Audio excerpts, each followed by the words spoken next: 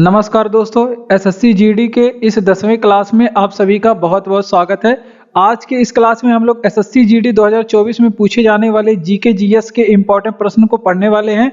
और ये वीडियो में जो प्रश्न लिए गए हैं ये सारे एसएससी जीडी एग्जाम में पूछे गए हैं और इन प्रश्नों से भी संबंधित जितने इम्पोर्टेंट प्रश्न बन सकते हैं जो आपके एसएससी जीडी एग्जाम के लिए इम्पोर्टेंट होंगे उन प्रश्नों को भी हम लोग पढ़ने वाले हैं। तो चलिए हम लोग अपना क्लास शुरू करते हैं और लगातार आप हमारे क्लास में बने रहते हैं तो आपको क्लास में ये सारी बातें याद भी हो जाएंगी। तो चलिए हम लोग क्लास को शुरू करते हैं। तो देखिए सबसे पहले कह रहा है कि कौन सी नदी धुआंधार जलप्रपात बनाती है, और ये एसएससी जीडी में पूछा गया प्रश्न है। एसएससी जीडी में पूछा गया प्रश्न है तो यहां से आप लोग ध्यान रखेंगे, जब धुआंधार जलप्रपात की बात करें तो कौन सी नदी बनाती है? नर्मदा नदी धुआंधार जलप्रपात बनाती है। अब नर्मदा नदी से इंपॉर्टेंट प्रश्न क्या बन सकते हैं उनको हम लोग पढ़ने वाले हैं। अगर आपसे पूछे कि नर्मदा नदी का उद्गम कहां से होता है, अगर आपसे पूछे कि नर्मदा नदी का उद्गम कहां से होता है तो इसका उद्गम अमरकंटक से होता है। कहां पे? अमरकंटक पहाड़ी से इसका उद्गम होता है। और अमरकंटक की पहाड़ी कहां पे है? तो ये मध्य प्रदेश में है, ये भी आप लोग ध्यान रखेंगे। उसके बाद अगर आपसे पूछे कि नर्मदा नदी का प्रवाह कहां पे होता है तो ये अपने भ्रंश घाटी में बहती है। भ्रंश घाटी में बहती है, जिसे क्या कहते हैं? भ्रंश घाटी में ये अपने बहती है। तो इतनी चीजें ध्यान रखेंगे। अगर आपसे पूछे कि नर्मदा नदी पे बांध कौन से बना हुआ है तो इस पे कुछ बांध बने हुए हैं जो इंपॉर्टेंट है, आप लोग ध्यान रखेंगे। सबसे पहले तो आप लोग ध्यान रखेंगे सरदार सरोवर बांध आपसे पूछे कि किस नदी पे बना हुआ है तो सरदार सरोवर बांध ये नर्मदा नदी पे बना हुआ है। उसके बाद अगर आपसे पूछे कि इंदिरा सागर बांध किस नदी पे बना हुआ है, इंदिरा सागर बांध किस नदी पे बना हुआ है तो ये आपके नर्मदा नदी पे बना हुआ है। अगर आपसे पूछे कि यहाँ पे धुआंधार जलप्रपात तो आप लोग पढ़ लिए, और जलप्रपात के बारे में बात करें जो आपके नर्मदा नदी पे बनाया गया है तो देखिए कपिल जलधारा प्रपात पूछे तो वो किस नदी पे बना हुआ है तो नर्मदा नदी पे। कपिल जलधारा प्रपात ये नर्मदा नदी पे बना हुआ है। दुग्ध धारा प्रपात ये कहाँ पे बना हुआ है? नर्मदा नदी पे बना हुआ है। तो इतनी चीजें आप लोग ध्यान रखेंगे। अगर आपसे पूछे नर्मदा नदी की लंबाई कितनी है तो 1312 किलोमीटर है। नर्मदा नदी की लंबाई कितनी? 1312 किलोमीटर। अगर आपसे पूछे कि नर्मदा नदी अपना मुहाना कहाँ पे बनाती है, यानी कि जल कहाँ गिराती है, तो बंगाल की खाड़ी में ये अपना जल गिराती है। कहाँ पे? खंभात की खाड़ी में। ये अपना जल कहाँ पे गिराती है? खंभात की खाड़ी में, जो कि अरब सागर में पड़ता है। तो ये अपना जल कहाँ पे गिराती है? खंभात की खाड़ी में। ठीक, गुजरात में पड़ता है खंभात की खाड़ी, गुजरात में ये अपना जल जाके गिराती है। ठीक, इतनी चीजें आप लोग ध्यान रखेंगे। एक बार फिर से रिवीजन करेंगे, कौन सी नदी धुआंधार जलप्रपात बनाती है तो नर्मदा नदी धुआंधार जलप्रपात बनाती है। अगर आपसे पूछे नर्मदा नदी की उद्गम कहां से होती है तो अमरकंटक पहाड़ी से नर्मदा नदी की उद्गम होती है। अगर आपसे पूछे कि ये नर्मदा नदी का उद्गम तो अमरकंटक पहाड़ी से हो गया, लेकिन आपसे पूछे ये बहती कहाँ पे है तो ये अपने भ्रंश घाटी में बहती है। नर्मदा नदी पे कौन सा बांध बना हुआ है तो सरदार सरोवर बांध नर्मदा नदी पे बना हुआ है। इंदिरा सागर बांध किस नदी पे बना हुआ है? नर्मदा नदी पे बना हुआ है। इंदिरा सागर बांध, सरदार सरोवर बांध नर्मदा नदी पे बना हुआ है। और यहाँ पे जलप्रपात कौन से हैं तो कपिल धारा जलप्रपात के बारे में आप लोग ध्यान रखेंगे, नर्मदा नदी पे। दुग्ध धारा प्रपात नर्मदा नदी पे। अगर आपसे पूछे कि नर्मदा नदी की लंबाई कितनी है तो 1312 किलोमीटर नर्मदा नदी की लंबाई है। और इसका जो मुहाना है वो खंभात की खाड़ी में है, गुजरात में खंभात की खाड़ी में अपना मुहाना बनाती है। ठीक, इतनी चीजें आप लोग ध्यान रखेंगे। 8वीं अनुसूची में कितनी भाषाएं शामिल है तो देखिए 8वीं अनुसूची की बात करें तो इसमें 22 भाषाएं हैं, जो कि मूल संविधान में पूछे, मूल संविधान में पूछता है कितनी भाषाएं थी तो मूल संविधान में जब भी आपसे पूछे तो आप लोग कितना भाषा बताएंगे? 14 भाषा। जितनी भी इंपॉर्टेंट प्रश्न बन सकते हैं भाषाओं से जो कि हमारे संविधान में शामिल हैं उन प्रश्नों को हम लोग पढ़ने वाले हैं। तो मूल संविधान में कितनी भाषाएं? 14 भाषा है। लेकिन अब वर्तमान समय में कितनी भाषाएं हो गई हैं हमारे संविधान में तो 22 भाषा हो गई। कुछ संविधान संशोधन हुए जिसके द्वारा संविधान में भाषाओं को जोड़ा गया, वो हम लोग संविधान संशोधन पढ़ते हैं। देखिए बात करें तो 21वां संविधान संशोधन, 21वां संविधान संशोधन कब हुआ तो ये 1967 में हुआ। 21वां संविधान संशोधन 1967 में हुआ। इसके द्वारा भारतीय संविधान में कौन सी भाषा? सिंधी भाषा जोड़ी गई और ये 15वीं भाषा बनी। इसके बाद होता है 72वां संविधान संशोधन, जो कि उसके बाद कौन सा संविधान संशोधन होता है? उसके बाद होता है 71वां संविधान संशोधन, जो कि हुआ था और 71वां संविधान संशोधन 1992 में हुआ और इसके तहत संविधान में 3 भाषाएं जोड़ी गई। कौन कौन सी? तो ये भी आप लोग ध्यान रखेंगे, नेपाली, मणिपुर, कोकड़ी, नेपाली, मणिपुरी और कोकड़ी। तो इसके तहत संविधान में 3 भाषाएं जोड़ी गई, तो ये भी आप लोग ध्यान रखेंगे। उसके बाद होता है 92वां संविधान संशोधन, जबकि कब हुआ था? 2002 में हुआ, 2003 में हुआ था 92वां संविधान संशोधन, जो कि 2003 में। इसके तहत संविधान में 4 भाषा जोड़ी गई। कौन कौन सी? बोडो, डोगरी, संथाली और मैथिली। बोडो, डोगरी, संथाली और फिर मैथिली। इसके तहत संविधान में 4 भाषाएं फिर से जोड़ी गई। तो इस तरह से पूरा आपको ध्यान रखना है, क्योंकि सभी पूछे जाते हैं संविधान संशोधन भी और कौन कौन सी भाषाएं जुड़ रही है, ये भी आप लोग को ध्यान रखना है।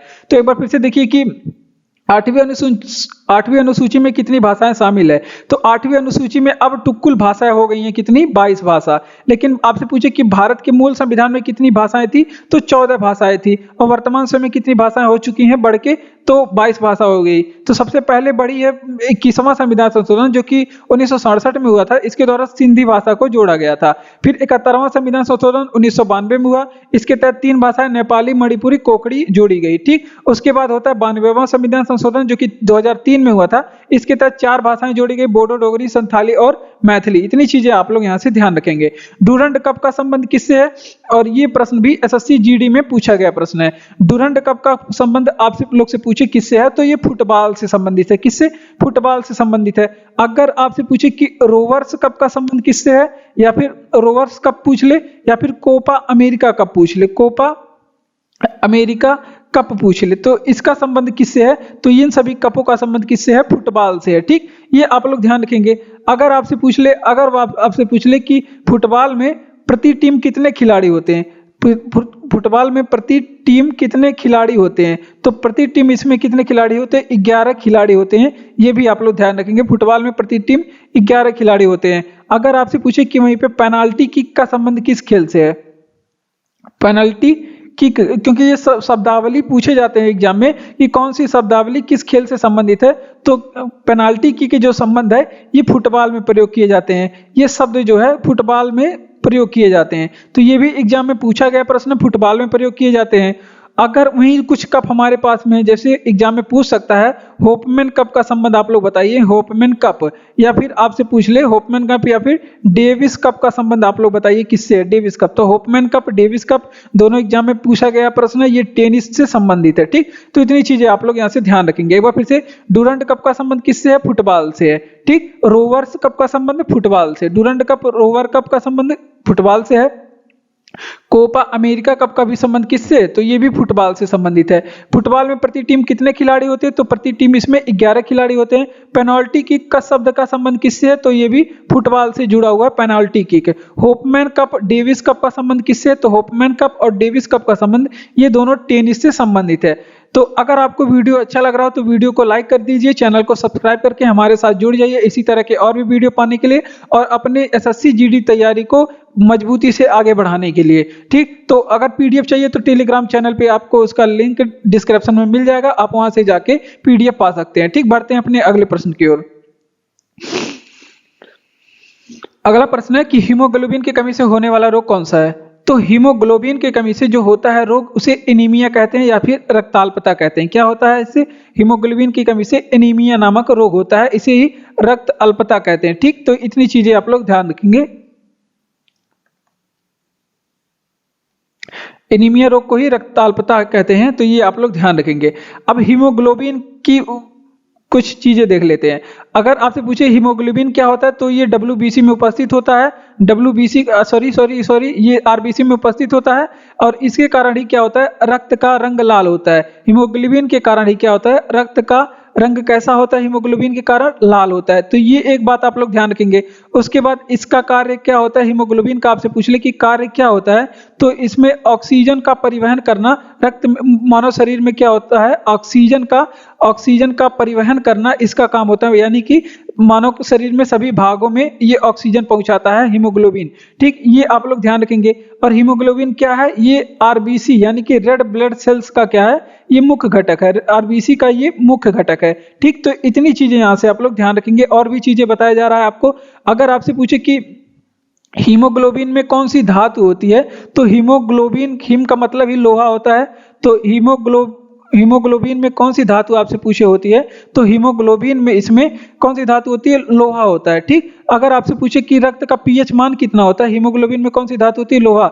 अगर आपसे पूछे कि रक्त का पीएच कितना होता है, तो रक्त का पीएच जब आप लोग ध्यान रखेंगे 7.4 होता है। तो इतनी चीजें आप लोग यहाँ से ध्यान रखेंगे। एक बार फिर से रिवीजन करेंगे, हीमोग्लोबिन किसी कमी से, हीमोग्लोबिन की कमी से होने वाला रोग तो एनीमिया नामक रोग होता है, हीमोग्लोबिन की कमी से। अगर आपसे पूछे कि रक्त का रंग लाल क्यों होता है, तो खून की जो रंग है वो लाल हीमोग्लोबिन के कारण होता है। हीमोग्लोबिन का कार्य क्या होता है कि ये ऑक्सीजन का परिवहन करता है, हीमोग्लोबिन का कार्य होता है। आरबीसी का मुख्य घटक क्या होता है, तो आरबीसी का जो मुख्य घटक है वो हीमोग्लोबिन होता है। हीमोग्लोबिन में कौन सा लौह तत्व होता है, तो इसमें लोहा पाया जाता है। हिम का मतलब ही हिमैटिन नामक है, इसमें लौह तत्व वर्णक पाया जाता है, लौह तत्व पाया जाता है। ठीक, रक्त का पीएच मान कितना होता है, 7.4 होता है। 2.5 दिन का झोपड़ा किसने बनवाया था, कुतुबुद्दीन ऐबक ने बनवाया था। किसने, कुतुबुद्दीन ऐबक ने। अगर आपसे पूछे कि कहाँ पे है, तो ये अजमेर में स्थित है, अजमेर राजस्थान में इसे बनवाया गया था। अब कुछ चीजें अगर आपसे पूछे वहीं पे कुतुब मीनार किसने बनाया था, तो कुतुब मीनार भी आप लोग ध्यान रखेंगे। या फिर आपसे पूछ ले कि कुव्वत उल इस्लाम मस्जिद किसने बनवाया था। अगर आपसे पूछे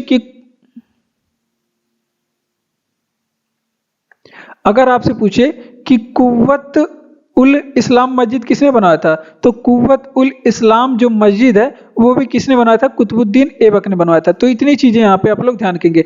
अब कुव्वत उल इस्लाम मस्जिद और कुतुब मीनार ये कहाँ पे स्थित है, दिल्ली में स्थित है। ये दोनों दिल्ली में स्थित है और इसका निर्माण किसने करवाया था, कुतुबुद्दीन ऐबक ने इसका निर्माण करवाया था। अब बात करते हैं कुछ इंपॉर्टेंट चीजें, जैसे अगर आपसे पूछ ले कि गुलाम वंश का शासक कौन था, गुलाम वंश को ही क्या कहते हैं, इसे मामलूक वंश भी कहते हैं, क्योंकि एग्जाम में पूछा गया है कि किस वंश को मामलूक वंश कहते हैं, या फिर इसे ही क्या कहते हैं, दास वंश कहते हैं। तो दास वंश, गुलाम वंश इसकी मतलब, या फिर मामलूक वंश, इसकी स्थापना किसने किया, तो इसकी स्थापना कुतुबुद्दीन ऐबक ने किया। कुतुबुद्दीन ऐबक ने किया। अब कब किया, 1206 में इसकी स्थापना की। अगर आपसे पूछे कि कुतुबुद्दीन ऐबक का मकबरा कहाँ पे स्थित है, जो कि एग्जाम में पूछा जाता है, तो ये मकबरा इसका लाहौर में स्थित है। कहाँ पे इसका मकबरा स्थित है, तो इसका मकबरा लाहौर में स्थित है। ठीक, इतनी चीजें आप लोग ध्यान रखेंगे। एक बार फिर से रिवीजन करेंगे। देखिए, 2.5 दिन का झोपड़ा किसने बनवाया था, कुतुबुद्दीन ऐबक ने बनवाया था। अगर आपसे पूछे 2.5 दिन का झोपड़ा स्थित कहाँ पे है, अजमेर में। कुतुब मीनार कहाँ पे स्थित है, किसने बनवाया, तो ये दिल्ली में स्थित है, कुतुबुद्दीन ऐबक ने बनवाया। अगर आपसे पूछे कि कुव्वत उल इस्लाम मस्जिद कहाँ पे स्थित है, किसने बनवाया, दिल्ली में स्थित है, कुतुबुद्दीन ऐबक ने बनवाया। गुलाम वंश जिसे क्या कहते हैं, इसे मामलूक वंश भी कहते हैं, या फिर इसे दास वंश भी कहते हैं। इसकी आपसे पूछ ले कि स्थापना किसने की, तो कुतुबुद्दीन ऐबक ने 1206 में इसकी स्थापना की। और इसका मकबरा कुतुबुद्दीन ऐबक का कहाँ स्थित है, तो लाहौर पाकिस्तान में इसका मकबरा स्थित है। तो ये भी आप लोग ध्यान रखेंगे। तो एक बार फिर से, भारत का सबसे लंबा बांध कौन सा है, तो भारत का अगर सबसे लंबा बांध पूछे तो हीराकुंड बांध है। हीराकुंड बांध अगर आपसे पूछे किस नदी पे बना गया है, तो ये महानदी पे बना हुआ है। अगर आपसे पूछे किस राज्य में बना गया है, तो ये उड़ीसा राज्य में बनाया गया है। किस राज्य में, उड़ीसा राज्य में। तो ये भारत का सबसे लंबा बांध है। कैसा बांध है, ये भारत का सबसे लंबा बांध है। अगर आपसे पूछे कि भारत का सबसे ऊंचा बांध कौन सा है, अगर आपसे पूछे भारत का सबसे ऊंचा बांध कौन सा है, तो भारत का जो सबसे ऊंचा बांध है उसका क्या नाम है, टिहरी बांध है। टिहरी बांध है भारत का सबसे ऊंचा बांध। अगर आपसे पूछे कि स्थित कहाँ पे है, तो ये उत्तराखंड में स्थित है। कहाँ पे, उत्तराखंड में। अगर आपसे पूछे कि किस नदी पे स्थित है, तो ये भागीरथी और भिलांगना नदी के संगम पे स्थित है। कहाँ पे, भागीरथी एंड भिलांगना नदी के संगम पे स्थित है। तो ये सारी चीजें आप लोग ध्यान रखेंगे। भागीरथी और भिलांगना नदी के संगम पे ये स्थित है। ठीक, तो ये चीजें आप लोग यहां से ध्यान रखेंगे। अगर आपसे पूछे कि भारत का सबसे बड़ा बांध कौन सा है, भारत का सबसे बड़ा बांध कौन सा है, तो भारत का जो सबसे बड़ा बांध है भाखड़ा नांगल बांध है। कहां, भाखड़ा नांगल बांध है भारत का सबसे बड़ा बांध है। ठीक, तो ये चीजें आप लोग ध्यान रखेंगे। और अगर आपसे पूछे कि अलमाटी बांध किस नदी पे स्थित है, तो अलमाटी बांध जो है, ये अलमाटी बांध ये कृष्णा नदी पे स्थित है, क्योंकि ये एग्जाम में पूछा गया प्रश्न है। तो ये जीडी में एक बार पूछा गया प्रश्न है। तो ये सारी चीजें आप लोग ध्यान रखेंगे। एक बार फिर से रिवीजन करेंगे। भारत का सबसे लंबा बांध हीराकुंड बांध है। भारत का सबसे लंबा बांध कौन सा, हीराकुंड बांध है। अगर आपसे पूछे हीराकुंड बांध किस नदी पे बना हुआ है, महानदी पे बना हुआ है। किस नदी पे बना हुआ है, तो ये महानदी पे बना हुआ है। अगर आपसे पूछे किस राज्य में बना हुआ है, तो उड़ीसा राज्य में। और भारत का सबसे ऊंचा बांध पूछ ले या फिर भारत का सबसे बड़ा बांध पूछ ले, तो क्या क्या हो जाएगा, भारत का अगर सबसे ऊंचा बांध पूछे तो टिहरी बांध है। कहाँ पे बना हुआ है, उत्तराखंड में बना हुआ है। और किस नदी पे बना हुआ है, तो भागीरथी और भिलांगना नदी के संगम पर स्थित है। अगर आपसे पूछे कि भारत का सबसे बड़ा बांध भाखड़ा नांगल बांध है और और अलमाटी बांध किस नदी पे बना हुआ है, तो ये कृष्णा नदी पे बना हुआ है। ठीक, इतना चीजें आप लोग ध्यान रखेंगे। बढ़ते हैं अपने अगले प्रश्न की ओर। अगला प्रश्न है कि भीमबेटिका नामक विश्व धरोहर किस लिए प्रसिद्ध है, और ये भी आपके एसएससी जीडी में पूछा गया प्रश्न है, ये भी जीडी में पूछा गया प्रश्न। तो भीमबेटिका नामक जो गुफा है अपने प्राग ऐतिहासिक शिलालेखों के लिए प्रसिद्ध है। प्रागैतिहासिक शिलालेखों के लिए ये प्रसिद्ध है। तो ये भी आप लोग ध्यान रखेंगे, क्योंकि ये जीडी में पूछा गया है कि भीमबेटिका की गुफाएं किस लिए प्रसिद्ध हैं, तो प्राग ऐतिहासिक शिलालेखों के लिए प्रसिद्ध है। ठीक, तो ये यहाँ पे आप लोग ध्यान रखेंगे। अब बढ़ते हैं अपने अगले प्रश्न पे। अगर आपसे पूछे कि भीमबेटिका की गुफाएं कहाँ पे स्थित है, तो भीमबेटिका की जो गुफाएं हैं ये मध्य प्रदेश में स्थित है। कहाँ पे, मध्य प्रदेश में स्थित है। ठीक, अगर आपसे पूछे कि अब कुछ गुफाओं के बारे में आप लोग ध्यान रखेंगे, जैसे पूछा गया था एग्जाम में प्रश्न, तलाजा गुफाएं कहाँ पे स्थित है, तो तलाजा जो गुफाएं हैं ये गुजरात में स्थित है। कहाँ पे, गुजरात में स्थित है। और ये प्रश्न भी एसएससी जीडी में पूछा गया प्रश्न है, एसएससी जीडी में पूछा गया प्रश्न है। अगर आपसे पूछे कि एलिफेंटा गुफा किस धर्म से संबंधित है, इसको हटाते हैं थोड़ा सा। अगर वहीं आपसे पूछे कि एलिफेंटा नामक गुफा जो है,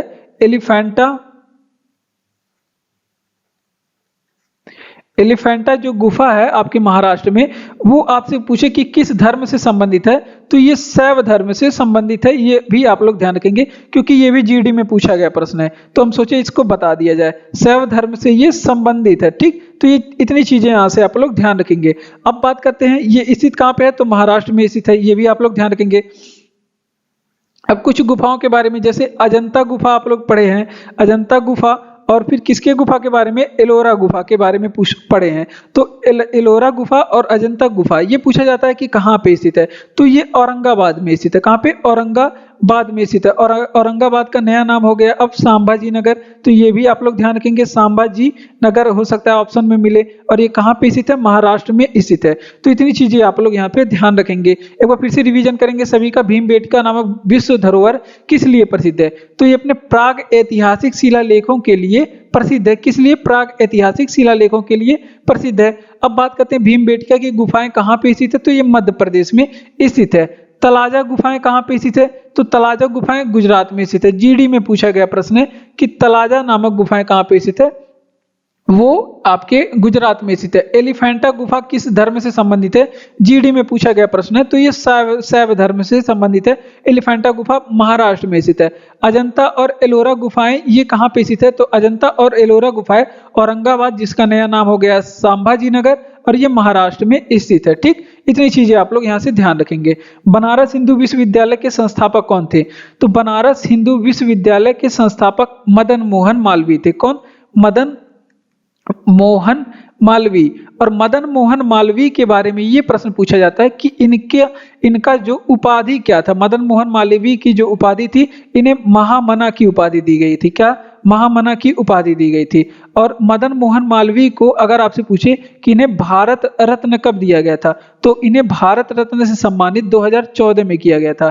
इन्हें भारत रत्न कब मिला, तो 2014 में इन्हें भारत रत्न मिला था, और इन्हें मरणोपरांत मिला था। तो ये भी चीजें आप लोग यहाँ पे ध्यान रखेंगे, इन्हें भारत रत्न मरणोपरांत मिला था। ठीक, तो ये चीजें आप लोग यहाँ से ध्यान रखेंगे। अब बात करते हैं कुछ इंपॉर्टेंट प्रश्नों के बारे में, जैसे अगर आपसे पूछ ले वहीं पे कि अलीगढ़ मुस्लिम यूनिवर्सिटी की स्थापना किसने किया। अलीगढ़ जो मुस्लिम यूनिवर्सिटी है इसकी स्थापना किसने किया, तो अलीगढ़ जो मुस्लिम यूनिवर्सिटी है इसकी स्थापना सैयद अहमद ने किया। किसने, सैयद अहमद ने किया। ये आप लोग यहाँ पे ध्यान रखेंगे। अगर आपसे पूछे कि बनारस संस्कृत यूनिवर्सिटी की स्थापना किसने की, तो ये भी एग्जाम में पूछ सकता है प्रश्न, बनारस संस्कृत यूनिवर्सिटी की स्थापना किसने की, तो इसकी जो स्थापना है, इसकी स्थापना जोनाथन डंकने ने किया। किसने, जोनाथन डंकने ने इसकी स्थापना की। तो इतनी चीजें यहाँ से आप लोग ध्यान रखेंगे। एक बार फिर से पढ़ते हैं। तो देखिए, बनारस हिंदू विश्वविद्यालय की स्थापना मदन मोहन मालवीय ने किया। बनारस हिंदू विश्वविद्यालय की स्थापना मदन मोहन मालवीय ने। इनकी उपाधि क्या थी? तो इनकी उपाधि महामना की थी, ठीक। और इन्हें भारत रत्न कब दिया गया? 2014 में मरणोपरांत इन्हें भारत रत्न से सम्मानित किया गया। अलीगढ़ मुस्लिम यूनिवर्सिटी की स्थापना किसने किया? तो अलीगढ़ मुस्लिम यूनिवर्सिटी की स्थापना सर सैयद अहमद ने किया, ठीक, सैयद अहमद ने किया। बनारस संस्कृत यूनिवर्सिटी की स्थापना किसने किया? तो जोनाथन डंकन ने किया। ये अंग्रेज था और उस समय का, तो ये इसकी स्थापना करता है, ठीक। और कौन नीला लिटमस को लाल कर देता है?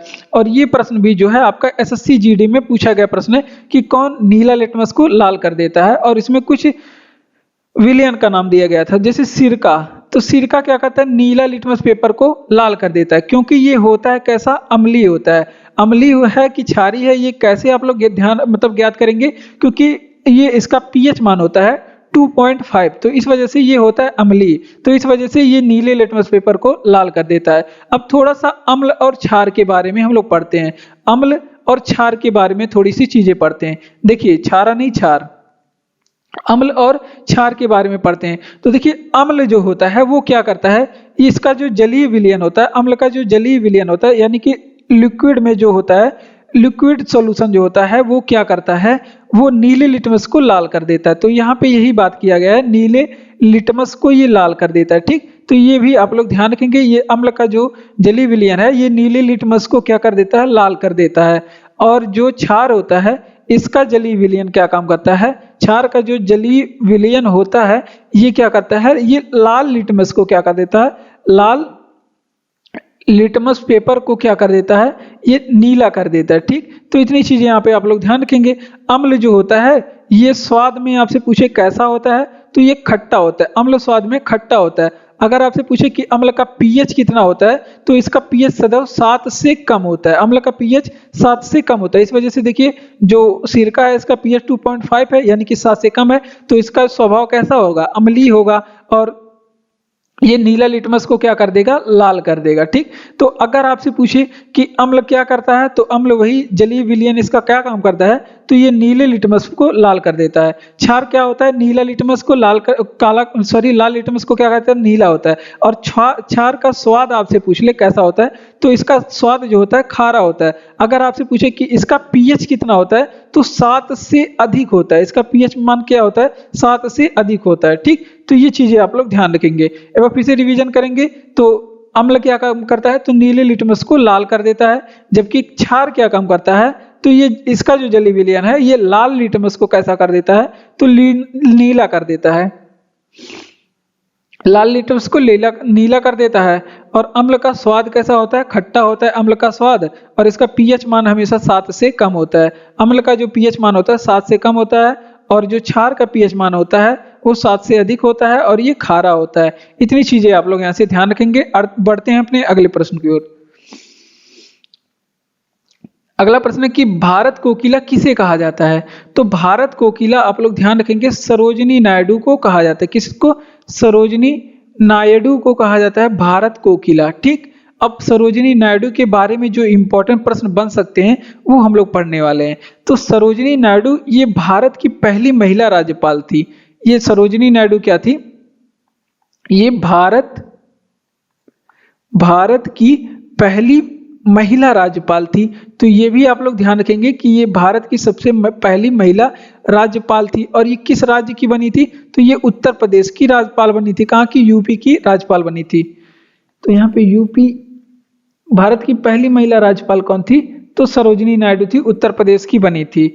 और ये इनका एक और चीज याद रखेंगे कि ये कांग्रेस की पहली भारतीय महिला अध्यक्ष थी।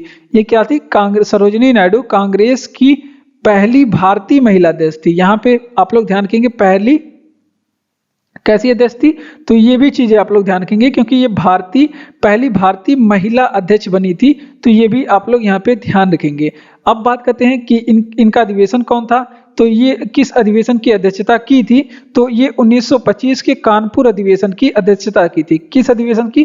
कानपुर अधिवेशन की अध्यक्षता की थी। तो इतनी चीजें यहाँ से आप लोग ध्यान रखेंगे। और इनके जन्म दिवस पे ही क्या मनाया जाता है? सरोजिनी नायडू के जन्म दिवस पे हम लोग क्या मनाते हैं? राष्ट्रीय महिला दिवस मनाते हैं। क्या मनाते हैं? राष्ट्रीय महिला दिवस मनाते हैं। तो इतनी चीजें आप लोग ध्यान रखेंगे। और राष्ट्रीय महिला दिवस कब मनाया जाता है? तो 13 फरवरी के दिन इनके ही जन्मदिन पे राष्ट्रीय महिला दिवस मनाया जाता है। तो सरोजिनी नायडू की एक रचना है, यहाँ पे आप लोग ध्यान रखेंगे। तो इनकी जो रचना है उसका नाम है द ब्रोकन विंग। ठीक, ये पूछा जाता है एग्जाम में, क्योंकि एसएससी जीडी के एग्जाम में एक प्रश्न, एक बुक का नाम जरूर पूछा जाएगा। तो द ब्रोकन विंग किसकी रचना है? तो द ब्रोकन विंग ये सरोजिनी नायडू की रचना है। तो एक बार फिर से रिवीजन, भारत कोकिला किसे कहा जाता है? तो सरोजिनी नायडू को भारत कोकिला कहा जाता है। और भारत की पहली महिला राज्यपाल कौन है? तो भारत की पहली महिला राज्यपाल बनी थी सरोजिनी नायडू। ठीक, और कांग्रेस की पहली महिला अध्यक्ष भी कौन बनी थी? तो ये भी सरोजिनी नायडू बनी थी। 1925 में कानपुर अधिवेशन की ये अध्यक्षता की थी। इनका जन्म दिवस कब होता है? तो जन्म दिवस इनका 13 फरवरी के दिन, और इसी दिन हम लोग क्या बनाते हैं? राष्ट्रीय महिला दिवस मनाते हैं। भारत में राष्ट्रीय महिला दिवस मनाया जाता है। इनकी रचना क्या है? इनकी एक रचना का नाम है, आप लोग याद रखेंगे क्योंकि इंपॉर्टेंट है, द ब्रोकन विंग इनकी रचना है। ठीक, अगला प्रश्न है कि उड़ीसा में ब्रिंगा क्या है होता है? तो ये एसएससी जीडी में पूछा गया प्रश्न है। तो ये क्यों पूछा गया था? तो देखिए, उड़ीसा में जो ब्रिंगा होता है वो झूम कृषि का स्थानीय नाम होता है। झूम कृषि का क्या होता है? स्थानीय नाम होता है ब्रिंगा। ठीक, तो ये आप लोग ध्यान रखेंगे। अब बात करते हैं झूम कृषि के बारे में। तो झूम कृषि को और किस नाम से जाना जाता है? इसे क्या कहा जाता है? तो इसको स्थानांतरित कृषि कहा जाता है। क्यों स्थानांतरित कृषि कहा जाता है? तो अभी हम बता रहे हैं। अगर आपसे पूछे कि इसको स्थानांतरित कृषि क्यों कहा जाता है, तो इसको स्थानांतरित कृषि भी कहा जाता है और इसको स्लैश और बर्न कृषि कहा जाता है। स्लैश एंड बर्न कृषि कहा जाता है, और ये भी जीडी में पूछा गया प्रश्न है। ठीक, स्लैश एंड बर्न कृषि। अब बताते हैं क्यों स्थानांतरित कृषि। क्योंकि झूम कृषि में क्या किया जाता है? पर्वतों को पहले काटा जाता है।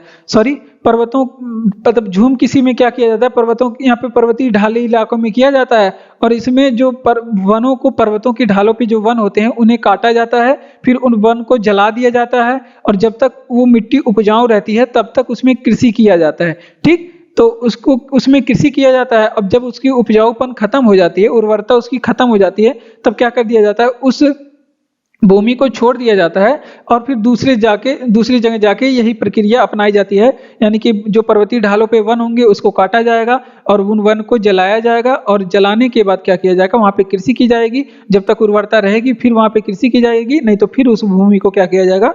छोड़ दिया जाएगा। तो इस तरह से होती है झूम कृषि। ठीक, इसी वजह से इसको स्थानांतरित कृषि कहा जाता है। ठीक, अब बात करते हैं कुछ कृषि के बारे में। कुछ कृषि का प्रकार है हमारे भारत में। जैसे आपसे पूछे कि औद्योगिक कृषि किसे कहते हैं? औद्योगिक कृषि किसे कहते हैं? तो जब नगदी फसलों को उगाया जाता है, केवल क्या किया जाए? नगदी फसल उगाया जाए, तो उसे औद्योगिक कृषि कहते हैं। जैसे गन्ना उगा लिया गया, कपास उगा लिया गया, जूट उगा लिया गया, तो इसका उपयोग हम लोग घर में नहीं करते हैं। क्या करते हैं? उसको बेचते हैं, बेच के तुरंत पैसा लेते हैं, तो उसको नगदी फसल कहा जाता है। तो ठीक, तो नगदी फसल उगाना क्या कहलाता है? तो ये औद्योगिक कृषि कहलाता है। उसके बाद अगला टाइप है, अगर आपसे पूछे कि सीढ़ीदार कृषि किसे कहते हैं? सीढ़ीदार कृषि किसे कहते हैं? तो सीढ़ीदार कृषि के बारे में ध्यान रखेंगे। तो ये पर्वतीय ढालों पे होता है, तो इसके बारे में यही पूछा जाता है। पर्वतीय ढालों पे सीढ़ीदार कृषि होती है। पर्वतीय ढालों पे सीढ़ी बना दिया जाता है, सीढ़ी नुमा बना दिया जाता है, और उसमें पानी को रोका जाता है। तो ये कृषि कहाँ पे होती है? पर्वतीय ढालों पर होती है। ठीक, तो ये चीजें आप लोग ध्यान रखेंगे। अब बात करते हैं कि बोरलॉग पुरस्कार किस क्षेत्र में दिया जाता है। अगर आपसे पूछे कि बोरलॉग जो पुरस्कार है, बोरलॉग पुरस्कार ये किस क्षेत्र में दिया जाता है, तो बोरलॉग पुरस्कार ये कृषि क्षेत्र में दिया जाता है। किस क्षेत्र में? कृषि क्षेत्र में दिया जाता है। तो इतनी चीजें यहाँ से आप लोग ध्यान रखेंगे। एक बार फिर से रिवीजन, अगर आपसे पूछे कि उड़ीसा में ब्रिंगा क्या है, तो झूम कृषि है उड़ीसा में ब्रिंगा। और झूम कृषि को क्या कहा जाता है? इसका झूम कृषि का स्थानीय नाम क्या है? ब्रिंगा कहा जाता है। और कई नाम है उड़ीसा में, जो झूम कृषि होती है उसका कई नाम है। तो ये ब्रिंगा एग्जाम में पूछा गया प्रश्न है। झूम कृषि को ही स्थानांतरित कृषि भी कहा जाता है, इसको स्लैश एंड बर्न कृषि भी कहा जाता है, क्योंकि यहाँ पे पर्वतों को, वनों को काटा जाता है, फिर उन्हें बर्न किया जाता है यानी कि जलाया जाता है। बोरलाग पुरस्कार किस क्षेत्र में दिया जाता है? तो ये कृषि क्षेत्र में बोरलाग पुरस्कार दिया जाता है। और बात करते हैं औद्योगिक कृषि किसे कहा जाता है? जब नकदी फसलों को उगाया जाए उसे औद्योगिक कृषि कहते हैं। अगर आपसे पूछे कि सीढ़ीदार कृषि कहाँ होती है, तो ये पर्वतीय ढालों पे होती है, क्योंकि यहाँ पे क्या किया जाता है, पर्वतीय ढालों पे कृषि की जाती है। रेड क्रॉस के संस्थापक कौन है? तो हेनरी डुनांट है रेड क्रॉस के संस्थापक। कौन है? हेनरी डुनांट रेड क्रॉस के संस्थापक हैं। तो ये आप लोग ध्यान रखेंगे। अब बात करते हैं, अगर आपसे पूछे रेड क्रॉस के बारे में, तो इसकी स्थापना कब हुई थी? तो इसकी जो स्थापना है वो 8 मई, रेड क्रॉस की स्थापना 8 मई 1863 को हुई थी। और इसी दिन हम लोग रेड क्रॉस, इसी दिन 8 मई को हम लोग क्या मनाते हैं? विश्व रेड क्रॉस दिवस मनाते हैं। इसीलिए इस दिन हम लोग क्या मनाते हैं? विश्व रेड क्रॉस दिवस मनाते हैं। ठीक, तो ये चीजें आप लोग यहाँ से ध्यान रखेंगे। अब बात करते हैं कि रेड क्रॉस का अगर आपसे पूछ ले कि मुख्यालय कहाँ पे, जो कि पूछा जाता है एग्जाम में, तो इसका मुख्यालय जिनेवा में। कहाँ पे? रेड क्रॉस का जो मुख्यालय है वो कहाँ पे है? जिनेवा में इसका मुख्यालय है। ठीक, अगर आपसे पूछ ले कि रेड क्रॉस को नोबेल भी दिया गया है, इसको 3 बार नोबेल दिया गया। कब कब? तो एक बार 1917 में नोबेल दिया गया, फिर 1944 में नोबेल दिया गया, फिर 1963 में इसे 3 बार नोबेल दिया गया। तो ये आप लोग ध्यान रखेंगे, क्योंकि एग्जाम में पूछा गया जाता है कि इसे कितनी बार नोबेल दिया गया, तो 3 बार इसे नोबेल दिया गया। ठीक, तो इतनी चीजें यहाँ पे आप लोग ध्यान रखेंगे। एक बार फिर से रिवीजन करते हैं। देखिए, रेड क्रॉस के संस्थापक कौन है? हेनरी डुनांट, एग्जाम में पूछा गया प्रश्न है। अब बात करते हैं इसकी स्थापना कब हुई थी, तो 8 मई 1863 को इसकी स्थापना हुई थी, 8 मई 1863 को। इसीलिए विश्व रेड क्रॉस दिवस कब मनाते हैं? तो विश्व रेड क्रॉस दिवस 8 मई के दिन मनाया जाता है। मुख्यालय कहाँ पे है इसका? तो मुख्यालय के बारे में आप लोग ध्यान रखेंगे, जिनेवा स्विट्जरलैंड में इसका मुख्यालय है। और नोबेल पुरस्कार इसे 3 बार मिला था, एक बार 1917 में, एक बार 1944 में, एक बार 1963 में इसे 3 बार नोबेल दिया गया था। तो ये चीजें आप लोग यहाँ से ध्यान रखेंगे। बढ़ते हैं अपने अगले प्रश्न की ओर। अगला प्रश्न है हमारा 5 नंबर और कह रहा है कि कौन सा त्योहार विष्णु के वामन अवतार से संबंधित है। और ये वाला प्रश्न भी जो है ये एसएससी जीडी एग्जाम में पूछा गया प्रश्न है कि विष्णु के वामन अवतार से संबंधित कौन सा त्योहार है। तो ओणम त्योहार है। ओणम त्योहार विष्णु के 52 अवतार से संबंधित है। और ओणम त्योहार कहाँ पे मनाया जाता है? तो ये केरल में मनाया जाता है। कहाँ पे? केरल में मनाया जाने वाला त्योहार है ओणम त्योहार। ठीक, तो ये आप लोग ध्यान रखेंगे। अब बात करते हैं कि ये ओणम त्योहार अगर आपसे पूछे कब मनाया जाता है, तो ये फसल कटाई पे, वहां पे क्या होता है, फसल की जब कटाई होती है तो फसल की कटाई पे मनाया जाता है। ठीक, तो ये आप लोग ध्यान रखेंगे। अब ये ओणम त्योहार पूछा गया जीडी में कि ओणम त्योहार कितने दिन तक मनाया जाता है, तो ये 10 दिन तक मनाया जाता है। कितने दिन तक चलता है ये त्योहार? 10 दिन तक ये चलता है। ठीक, तो ये भी आप लोग ध्यान रखेंगे। अगर आपसे पूछे कि ओणम त्योहार की विशेषता क्या है, ये भी एग्जाम में पूछा गया था, तो ये इसकी विशेषता है सर्प नौका दौड़। इसमें क्या किया जाता है? सर्प नौका दौड़ किया जाता है। नौका दौड़ यानी कि यहाँ पे नाव का रेस लगाया जाता है। तो इसकी जो विशेषता है सर्प नौका दौड़ है, ये भी एग्जाम में पूछा गया प्रश्न है। अब कुछ त्योहार के बारे में, जैसे आपसे पूछ ले कि बिहू त्योहार कहाँ पे मनाया जाता है, तो बिहू जो त्योहार है ये असम में मनाया जाता है। अगर आपसे पूछ ले कि पोंगल त्योहार कहाँ पे मनाया जाता है, पोंगल नामक त्योहार ये तमिलनाडु में मनाया जाता है। कहाँ पे? तमिलनाडु में मनाया जाता है। अगर आपसे पूछे कि वहीं मकर विलक्कू त्योहार कहाँ पे मनाया जाता है, तो मकर विलक्कू नामक जो त्योहार है वो आपकी केरल में मनाया जाता है। कहाँ पे? केरल में मनाया जाता है। इतनी चीजें यहाँ से आप लोग ध्यान रखेंगे। कौन सा त्योहार विष्णु के 52 अवतार से संबंधित है, तो ओणम विष्णु के 52 अवतार से संबंधित है। इतनी चीजें आप लोग ध्यान रखेंगे। अब बात करते हैं ओणम त्योहार की, तो इसकी कुछ विशेषता है, यानी कि ये कब मनाया जाता है, तो फसल कटाई पे मनाया जाता है। अगर आपसे पूछे कि इसकी विशेषता क्या है, तो इसमें सर्प नौका दौड़ किया जाता है। ओणम त्योहार में सर्प नौका दौड़ किया जाता है और 10 दिन तक ये त्योहार मनाया जाता है, क्योंकि ये जीडी में ही पूछा गया प्रश्न है। अब बात करते हैं बिहू त्योहार किस राज्य में? असम में मनाया जाता है। पोंगल कहाँ पे मनाया जाता है, तो पोंगल त्योहार जो है वो तमिलनाडु में मनाया जाता है। कहाँ पे? तमिलनाडु। मकर विलक्कू कहाँ पे? केरल में मनाया जाता है। तो ये सारे फेस्टिवल हैं जो आपके जीडी एग्जाम के लिए बहुत ही ज्यादा इंपॉर्टेंट है, जो हमने अभी आपको बताया। अगला प्रश्न है कि चीन की मुद्रा क्या है, तो चीन की मुद्रा युआन भी है, रेनमीवी भी है। चीन की मुद्रा क्या? युआन और रेनमीवी भी चीन की मुद्रा है। तो इतनी चीजें आप लोग ध्यान रखेंगे। अब रेनमीवी हो गया था, पहले युआन था। ठीक, तो ये भी आप लोग ध्यान रखेंगे। अब चीन के बारे में इंपॉर्टेंट प्रश्न, अगर आपसे पूछे कि चीन के संसद का क्या नाम है, तो चीन के संसद का नाम नेशनल पीपुल्स कांग्रेस है। नेशनल पीपुल्स कांग्रेस है चीन के संसद का नाम, ये आप लोग ध्यान रखेंगे। चीन के संसद का नाम क्या है, तो नेशनल पीपुल्स कांग्रेस चीन के संसद का नाम है। अगर आपसे पूछे कि चीन की भाषा क्या है, तो चीन की जो भाषा होती है वो चीनी भाषा, चीन में कौन सी भाषा, चीनी भाषा बोली जाती है, और चीन की चीनी भाषा बोली जाती है। चीन में जो चक्रवात आते हैं उसे क्या कहा जाता है, तो चीन के जो चक्रवात होते हैं उसमें टाइफून नामक चक्रवात चीन में आ जाता है। पूछे तो है कि टाइफून चक्रवात कहाँ पे आता है, चीन में। चीन का आपसे पूछ ले कि राष्ट्रीय खेल क्या है, चीन का राष्ट्रीय खेल क्या है, तो चीन का जो राष्ट्रीय खेल है टेबल टेनिस है। क्या है, टेबल टेनिस है चीन का राष्ट्रीय खेल। अगर आपसे पूछे कि चीन भारत पर आक्रमण कब किया, तो चीन भारत पर आक्रमण 1962 में किया था, तो ये भी आप लोग ध्यान रखेंगे कब किया था, 1962 में, ये मुख्य है। अगर आपसे पूछे कि चीन का शोक किस नदी को कहते हैं,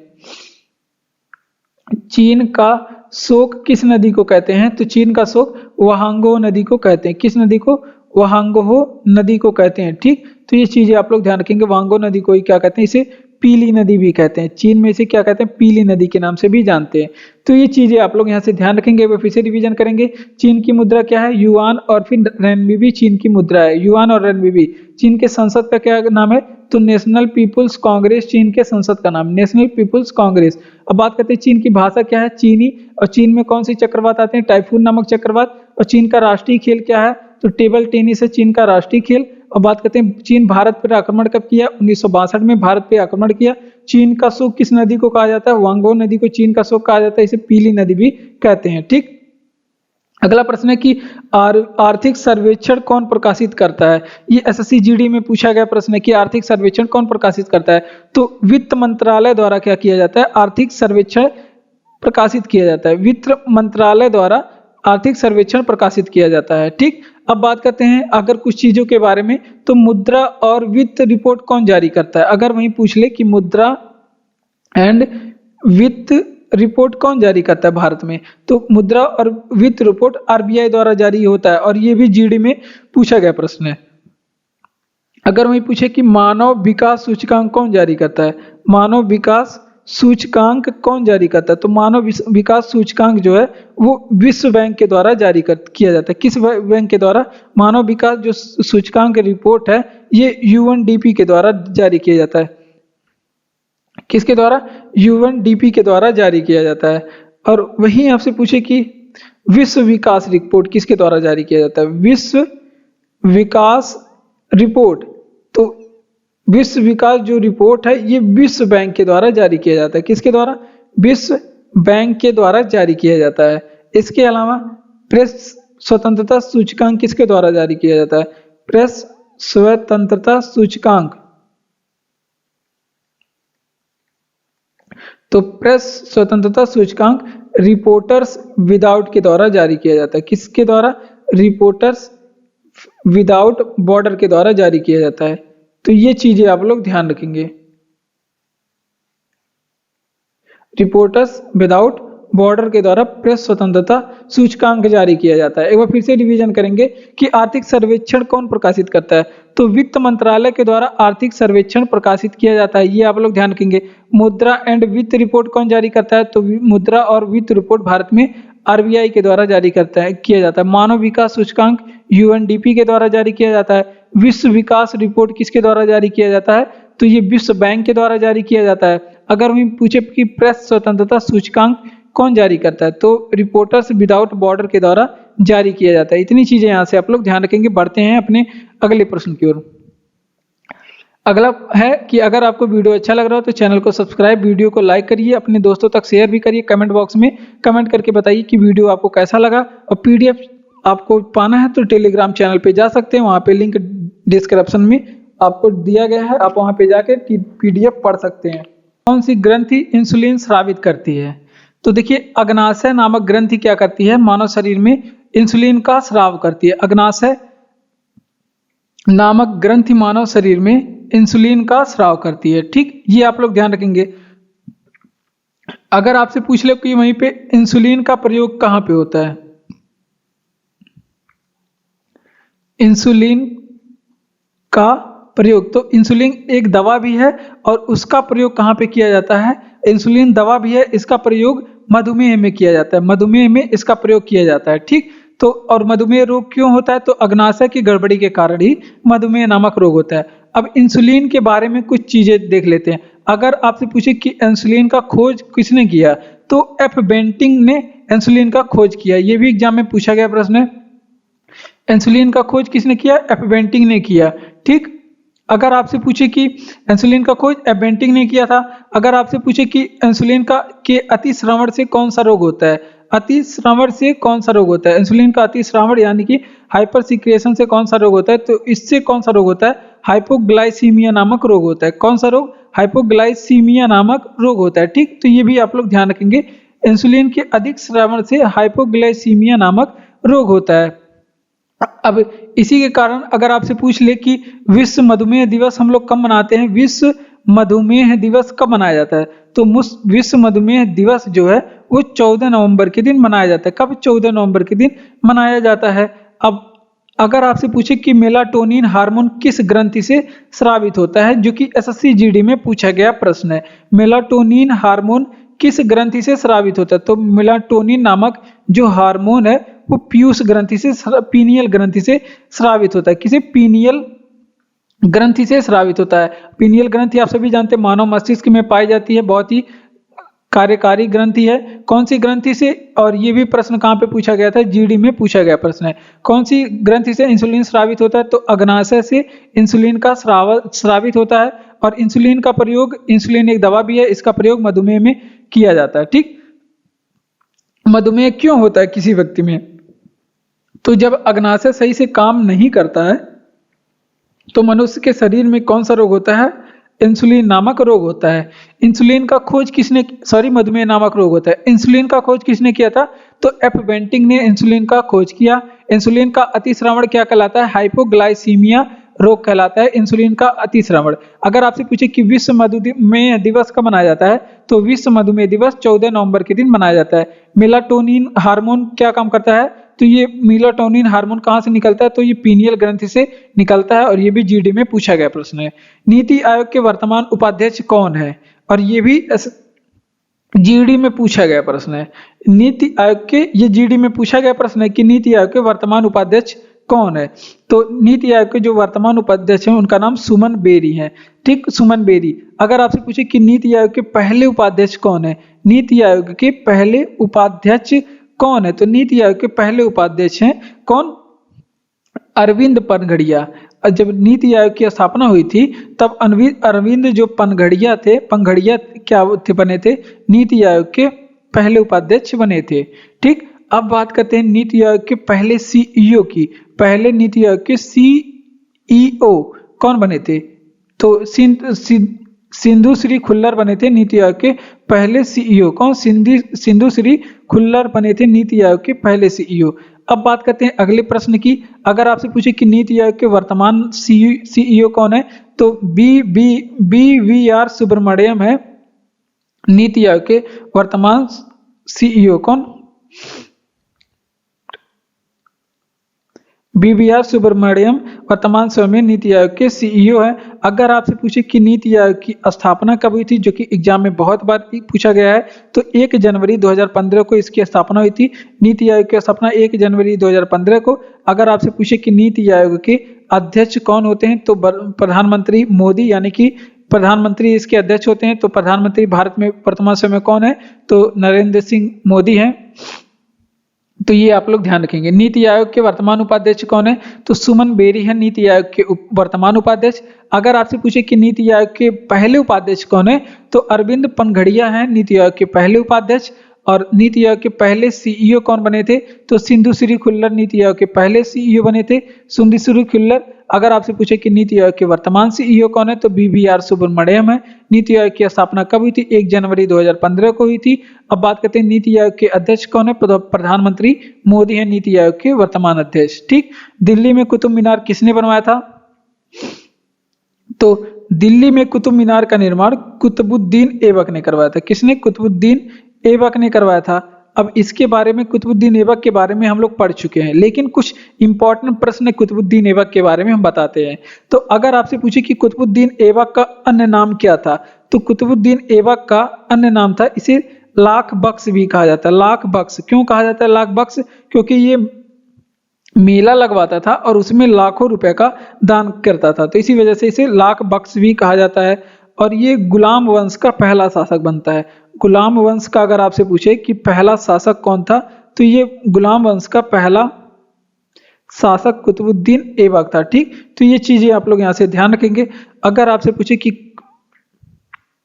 इसने गुलाम वंश के बारे में बात करें कि तो इसकी स्थापना कब किया था, तो गुलाम वंश की स्थापना 1206 में किया था। अगर आपसे पूछे कि पहला ये कुतुबुद्दीन ऐबक शासक कब बना, तो वो 1206 में ही शासक बनता है। अगर आपसे पूछे कि कुतुबुद्दीन ऐबक की मृत्यु कब हुई थी, तो कुतुबुद्दीन ऐबक की मृत्यु 1210 में हुई थी। ये 1210 में पोलो खेलते समय, घोड़े पे चढ़ के पोलो खेलते समय क्या हो गया था, इसकी मृत्यु हुई थी घोड़े पर से गिर के। पोलो खेलते समय, पोलो के ही क्या कहते हैं, इसे चौगान भी कहते हैं, क्योंकि एग्जाम में ये भी पूछा गया कि किस शासक की मृत्यु चौगान खेलते समय हुई थी। तो ये भी चीजें आप लोग ध्यान रखेंगे, पोलो या फिर चौगान खेलते समय। एक बार फिर से रिवीजन करेंगे कि दिल्ली में कुतुब मीनार किसने बनवाई थी, तो कुतुबुद्दीन ऐबक ने कुतुब मीनार बनवाई थी। और कुतुबुद्दीन ऐबक का अन्य नाम क्या था, इसका अन्य नाम लाख बख्श था। कुतुबुद्दीन ऐबक का अन्य नाम लाख बख्श था। गुलाम वंश के बारे में, गुलाम वंश का पहला शासक कौन था, कुतुबुद्दीन ऐबक था गुलाम वंश का पहला शासक। ठीक, इसकी गुलाम वंश की स्थापना इसने कब किया था, 1206 में किया था। और इसकी मृत्यु कब हुई थी, तो 1210 में इसकी मृत्यु हुई थी पोलो खेलते समय। ये या फिर उसे पोलो को क्या कहते हैं, चौगान कहते हैं। और वो घोड़े पर से गिर गया था और इसकी मृत्यु हो गई थी। ठीक, 1210 में निपट गए थे। ठीक, बढ़ते हैं अपने अगले प्रश्न की ओर। अगला प्रश्न है हमारा 7 नंबर, और ये प्रश्न है, कह रहा है कि भारत में विवेकानंद स्मारक कहाँ पे स्थित है। तो भारत में विवेकानंद स्मारक ये कन्याकुमारी में स्थित है। कहाँ पे, कन्याकुमारी में स्थित है। अब बात करते हैं विवेकानंद स्मारक की। तो विवेकानंद स्मारक को इसे क्या कहा जाता है, इसमें इसे रॉक मेमोरियल भी कहा जाता है। इसे क्या कहा जाता है, विवेकानंद स्मारक को इसे रॉक मेमोरियल भी कहा जाता है। ठीक, तो ये भी आप लोग ध्यान रखेंगे।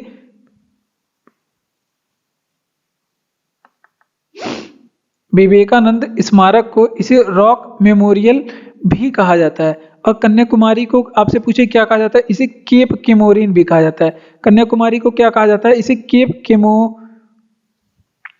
केमोरिन कहा जाता है। ठीक, केप केमोरिन किसे कहा जाता है, कन्याकुमारी को कहा जाता है। और ये भारत के किस राज्य में है, तो तमिलनाडु राज्य में स्थित है। अब बात करते हैं कुछ आगे की। तो अगर आपसे पूछे कि नमक सत्याग्रह स्मारक कहाँ पे स्थित है, भारत में नमक सत्याग्रह स्मारक कहाँ पे स्थित है, तो भारत में नमक सत्याग्रह स्मारक जो है वो गुजरात में स्थित है। कहाँ पे, गुजरात में स्थित है। ठीक, ये आप लोग एक चीज ध्यान रखेंगे। अगर आपसे पूछे कि महाराणा प्रताप स्मारक कहाँ पे स्थित है, महाराणा प्रताप स्मारक भारत में कहाँ पे स्थित है, महाराणा प्रताप स्मारक है मोती मंगरी में स्थित है। कहाँ पे, मोती मंगरी। और मोती मंगरी कहाँ पे पड़ता है, तो ये राजस्थान में पड़ता है। तो ये चीजें यहाँ से आप लोग ध्यान रखेंगे क्योंकि इंपॉर्टेंट है आपकी जीडी एग्जाम के लिए।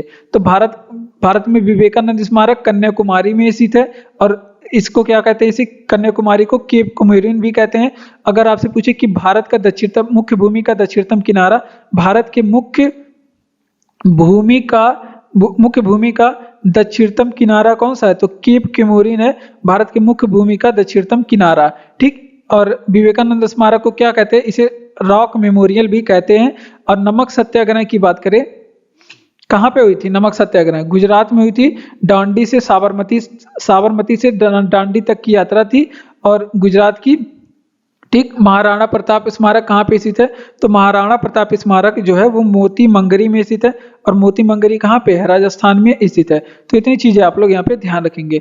कौन पारिस्थितिकी तंत्र कृत्रिम नहीं है, तो कौन पारिस्थितिकी तंत्र कृत्रिम नहीं है, और ये भी एसएससी जीडी में पूछा गया प्रश्न है कि कौन पारिस्थितिकी तंत्र कृत्रिम नहीं है। तो जंगल ऐसा पारिस्थितिकी तंत्र है जो कि कृत्रिम नहीं है। ठीक, अब जबकि ऑप्शन में क्या था, उद्यान था, ये भी कृत्रिम होता है। अब धान की खेती आप लोग कर लेते हैं, धान की खेती ये भी कृत्रिम होती है एक तरह से, हम लोग खुद बनाते हैं। और जंगल हम लोग खुद नहीं बना पाते। ठीक, और बांध क्या होता है, बांध या फिर बांध का जलाशय, ये भी ऑप्शन में था। तो ये सभी चीज क्या होती है, कृत्रिम तौर तरीके से बनाई जा सकती है, जबकि जंगल एक कृत्रिम तरीके से नहीं बनाया जा सकता। तो इस वजह से ऑप्शन सही था जंगल इसका। ठीक, तो ये भी आप लोग ध्यान रखेंगे। अब पारिस्थितिकी किसे कहा जाता है? अगर आपसे पूछे कि पारिस्थितिकी कैसे किसे कहते हैं, तो वातावरण और जीवमंडल के बीच के संबंध के अध्ययन को क्या कहते हैं? पारिस्थितिकी पारिस्थितिकी में करते हैं। अगर आपसे पूछे कि पारिस्थितिकी क्या होता है, तो इसमें क्या हम लोग करते हैं, वातावरण और जीवमंडल के बारे में अध्ययन करते हैं। वो पारिस्थितिकी में वातावरण और जीवमंडल के बीच में संबंधों को, जीवमंडल के बीच के संबंधों को पढ़ते हैं। ठीक, तो ये चीजें आप लोग ध्यान रखेंगे। अब पारिस्थितिकी के बारे में अगर आपसे पूछे, पारिस्थितिकी के बारे में अगर आपसे पूछे कि पारिस्थितिकी के घटक कितने होते हैं, तो पारिस्थितिकी के दो घटक होते हैं। एक जैविक घटक होता है, पारिस्थितिकी के दो घटक, एक जैविक घटक होता है और एक अजैविक घटक होता है। जैविक घटक और एक अजैविक घटक होता है।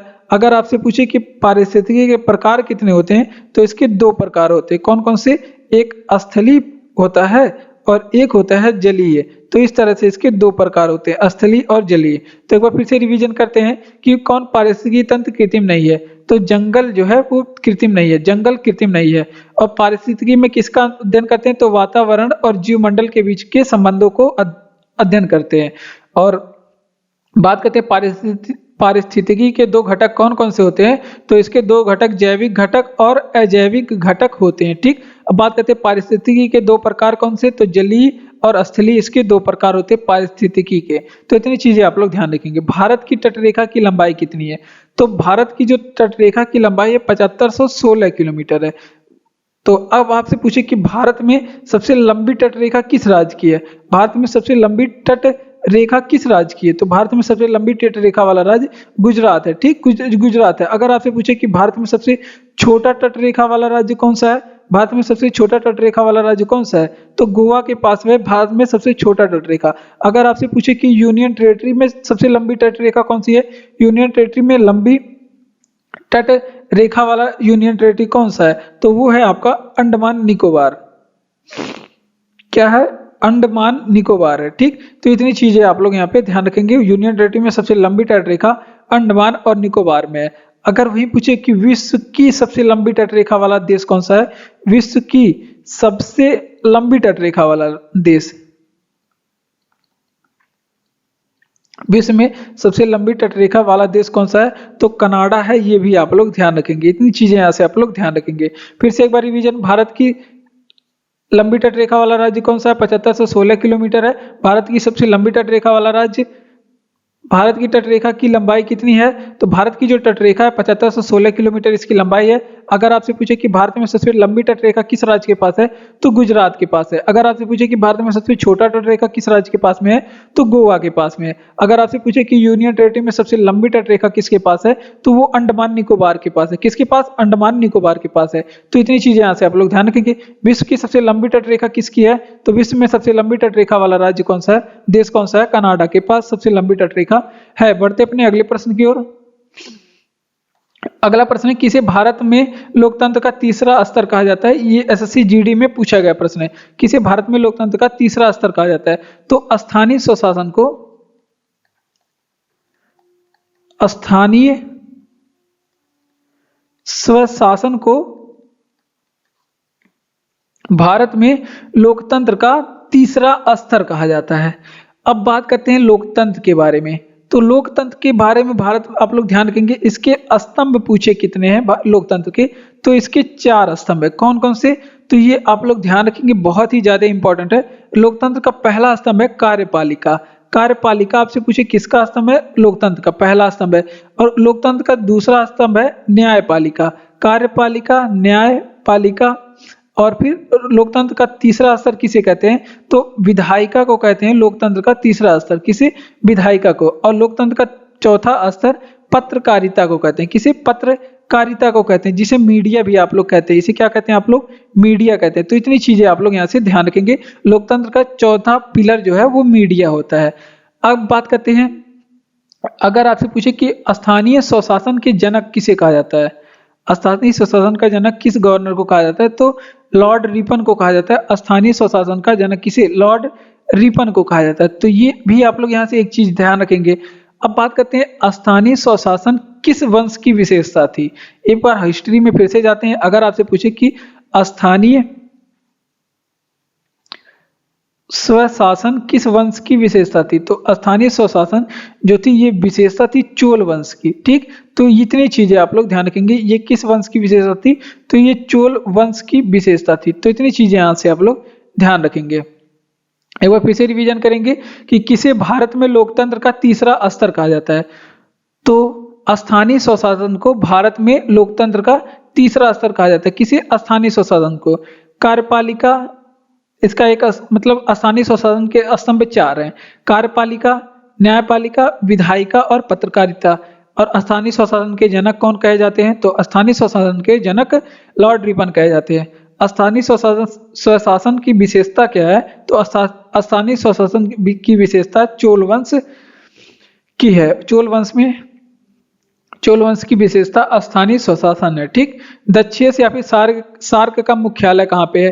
तो यहाँ पे आप लोग जवाब लिखेंगे काठमांडू में इसका मुख्यालय है। काठमांडू में इसका मुख्यालय है। काठमांडू कहाँ पे पड़ता है? नेपाल में। अगर आपसे पूछे कि दक्षिण का स्थापना कब हुआ था, तो इसकी जो स्थापना है वो 8 दिसंबर 1985 को हुई थी। सॉरी 1985 को, 8 दिसंबर 1985 को हुई थी इसकी स्थापना। अगर आपसे पूछे कि दक्षिण में सदस्य कितने हैं, तो इसमें सदस्य देशों की संख्या है 8। कौन कौन से सदस्य हैं? तो सबसे पहले आप लोग ध्यान रखिएगा मालदीव इसके सदस्य देश हैं। मालदीव, उसके बाद कौन सा हो गया? श्रीलंका हो गया। मालदीव, श्रीलंका, फिर अपना भारत इसका सदस्य है। भारत भी इसका सदस्य। मालदीव, श्रीलंका, भारत, फिर उसके बाद हो गया पाकिस्तान। 8 सदस्य देश हैं पाकिस्तान। फिर उसके बाद अफगानिस्तान भी इसका सदस्य देश है, अफगानिस्तान। फिर आप लोग ध्यान रखेंगे नेपाल, फिर भूटान, फिर बांग्लादेश। ठीक, तो इतनी चीजें यहाँ पे आप लोग ध्यान रखेंगे। म्यांमार इसका सदस्य नहीं है। तो 8 देश इसके सदस्य देश हैं। ठीक, और सबसे नवीनतम सदस्य देश इसका क्या है? पूछा जाता है कि इसका सबसे नवीनतम सदस्य देश कौन सा है? तो सबसे नवीनतम सदस्य देश अफगानिस्तान है। एक बार फिर से रिवीजन करेंगे कि अगर आपसे पूछे कि सार्क का मुख्यालय कहाँ पे स्थित है? काठमांडू में स्थित है। और काठमांडू कहाँ पे पड़ता है? नेपाल में इसका मुख्यालय स्थित है। सार्क की स्थापना कब हुई थी? तो 8 दिसंबर 1985 में सार्क की स्थापना हुई थी। अगर आपसे पूछे कि सार्क की स्थापना कहाँ पे हुई थी, तो स्थापना इसका ढाका में हुआ था। और सार्क में सदस्य देश कितने हैं? तो 8 सदस्य देश हैं। और इसमें सदस्य देश मालदीव, श्रीलंका, उसके बाद भारत, फिर पाकिस्तान, फिर अफगानिस्तान, फिर नेपाल, भूटान और फिर बांग्लादेश। इस तरह से इसके 8 सदस्य देश हैं। एग्जाम में पूछा जाता है कि दक्षिण यानी फिर सार्क का नवीनतम सदस्य देश कौन सा है? तो वो है आपका अफगानिस्तान। बी कमिंग पुस्तक के लेखक कौन है? तो बी कमिंग पुस्तक के लेखक आपके मिशेल ओबामा हैं। और ये एसएससी जीडी में पूछा गया प्रश्न है। एसएससी जीडी के लिए आपको एक पुस्तक जरूर उस एग्जाम में पूछा जाएगा। आपके 20 नंबर जीएस में एक पुस्तक के बारे में जरूर पूछा जाएगा। इस वजह से आप लोग पुस्तकों के नाम भी याद करके जाएं। तो देखिए, बी कमिंग नामक जो पुस्तक है वो मिशेल ओबामा की पुस्तक है। और कुछ इंपॉर्टेंट पुस्तक जो एसएससी जीडी एग्जाम के लिए इंपॉर्टेंट होगा आपके, तो वो भी हम लोग पढ़ने वाले हैं। तो मिशेल ओबामा की पुस्तक है। तो ये आप लोग ध्यान रखेंगे, किसकी पुस्तक है? मिशेल ओबामा की। ठीक, अब बात करते हैं ओरिजिन ऑफ स्पीसीज किसकी पुस्तक है। कुछ इंपॉर्टेंट पुस्तक के बारे में जो आपके जीडी एग्जाम के लिए इंपॉर्टेंट होगा। ओरिजिन ऑफ स्पीसीज किसकी पुस्तक है? तो ओरिजिन ऑफ स्पीसीज नामक जो पुस्तक है वो आपके डार्विन की है। डार्विन की एग्जाम में कई बार पूछा गया है। अब आपसे पूछे कि चेंजिंग इंडिया किसकी पुस्तक है? तो चेंजिंग इंडिया नामक जो पुस्तक है ये जीडी में पूछा गया प्रश्न है। ये मनमोहन सिंह की पुस्तक है। मनमोहन सिंह की पुस्तक है, ये भी आप लोग ध्यान रखेंगे। अगर आपसे पूछे कि हैरी पॉटर किसकी पुस्तक है? हैरी पॉटर किसकी पुस्तक है? ये भी जीडी में पूछा गया प्रश्न है। तो ये भी जेके रोलिंग की पुस्तक है। किसकी? जेके रोलिंग की पुस्तक है। ये भी चेंजिंग इंडिया जेडी में पूछा गया प्रश्न है। हैरी पॉटर भी जीडी में पूछा गया प्रश्न है। और द ऑडेसिटी ऑफ होप किसकी पुस्तक है? तो ये भी आप लोग बताएंगे, द ऑडेसिटी ऑफ होप।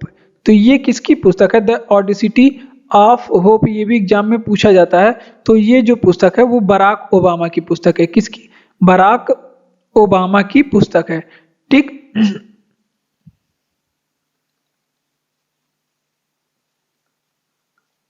तो इतनी चीजें यहाँ से आप लोग रिवीजन करेंगे एक बार फिर से। तो देखिए, बिकमिंग नामक पुस्तक मिशेल ओबामा की है। बिकमिंग नामक पुस्तक मिशेल ओबामा की है। ओरिजिन ऑफ स्पीसीज नामक पुस्तक किसकी है? ये डार्विन की है। ओरिजिन ऑफ स्पीसीज नामक पुस्तक किसकी है? डार्विन की। चेंजिंग इंडिया किसकी पुस्तक है? मनमोहन सिंह की पुस्तक है। चेंजिंग इंडिया हैरी पॉटर किसकी पुस्तक है? तो ये जेके रोलिंग की पुस्तक है, Harry Potter. The audacity of hope ये किसकी पुस्तक है? तो बराक ओबामा की पुस्तक है, द ऑडेसिटी ऑफ होप। इतनी चीजें आप लोग ध्यान रखेंगे। बढ़ते हैं अपने अगले प्रश्न की ओर।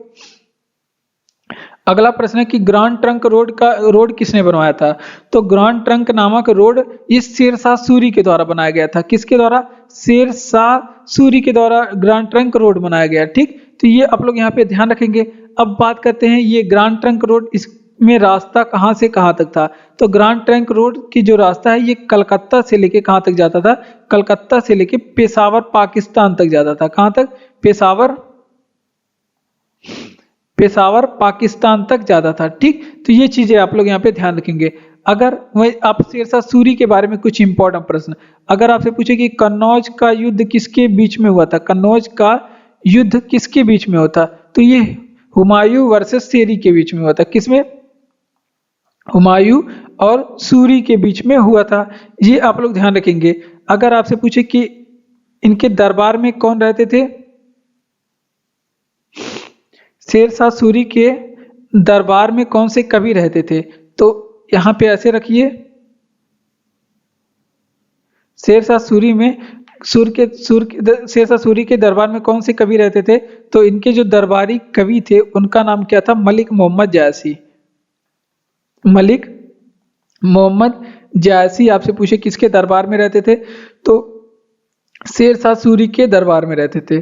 पद्मावत किसने लिखा था?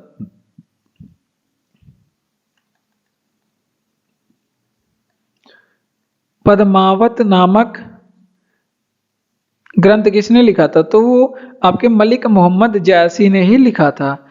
और शेरशाह सूरी की बात करें, मृत्यु कहाँ पे हुई थी? तो इनकी मृत्यु कलिंजर में हुई थी। कहाँ पे? कलिंजर में गोले दाग रहे थे। ये भी एग्जाम में पूछा गया है। और ये सबसे ज्यादा इंपॉर्टेंट चीज ये पूछा जाता है कि इनका मकबरा कहाँ पे स्थित है? तो शेरशाह सूरी का जो मकबरा है वो सासाराम बिहार में स्थित है। कहाँ पे? सासाराम बिहार में स्थित है। तो इतनी चीजें यहाँ से आप लोग ध्यान रखेंगे। वो फिर से रिवीजन करते हैं। अगर आपसे पूछे कि ग्रांड ट्रंक रोड किसने बनवाया था? तो शेरशाह सूरी ने बनवाया था ग्रांड ट्रंक रोड। किसने? शेरशाह सूरी ने। कन्नौज का युद्ध किसके किसके मध्य हुआ था? तो हुमायूं वर्सेस सूरी के बीच में हुआ था कन्नौज का युद्ध। अगर आपसे पूछे कि इनके दरबारी कवि कौन थे? तो इनके दरबारी कवि मलिक मोहम्मद जायसी थे। इन्होंने ही पद्मावत की रचना की थी। ये आप लोग ध्यान रखेंगे। और ग्रांड ट्रंक रोड रास्ता कहाँ से? कलकत्ता से लेके पेशावर तक इस पे रास्ता बना हुआ। पेशावर पाकिस्तान तक ये रास्ता जाता है, ग्रांड ट्रंक रोड। और जो शेरशाह सूरी थे इसकी मृत्यु कलिंजर में हुई थी गोला दागते समय। और मकबरा इनका कहाँ पे बना हुआ है? सासाराम बिहार में इनका मकबरा बना हुआ है। ठीक। इतनी चीजें आप लोग ध्यान रखेंगे। हाइपरमेट्रोपिया के बारे में बताइए। ये एसएससी जीडी में पूछा गया प्रश्न है। हाइपरमेट्रोपिया, तो इसे क्या कहते हैं? दूर दृष्टि दोष कहते हैं। हाइपरमेट्रोपिया को क्या कहते हैं? इसे दूर दृष्टि दोष कहते हैं। और दूर दृष्टि दोष में क्या होता है? तो दूर दृष्टि दोष में इसमें निकट की चीजें स्पष्ट नहीं दिखाई देती। निकट की चीज में क्या होता है? स्पष्ट नहीं दिखता है। ठीक। तो ये चीजें आप लोग ध्यान रखेंगे। इसमें निकट की चीजें स्पष्ट नहीं दिखता है। और दूर दृष्टि के निवारण के लिए कौन सा लेंस का प्रयोग करते हैं? तो ये भी एग्जाम में पूछा गया है। तो इसमें उत्तल लेंस का प्रयोग करते हैं। किस लेंस का? उत्तल लेंस का प्रयोग करते हैं। ये आप लोग ध्यान रखेंगे। अब एक दोष है आंख का, जिसे क्या कहते हैं? निकट दृष्टि दोष कहते हैं। निकट दृष्टि दोष कहते हैं। और इसमें ये वाला जो निकट दृष्टि दोष है इसे क्या कहते हैं? मायोपिया कहते हैं। निकट दृष्टि दोष को इसे मायोपिया कहा जाता है। अब मायोपिया के बारे में आप लोग एक चीज और बताएंगे।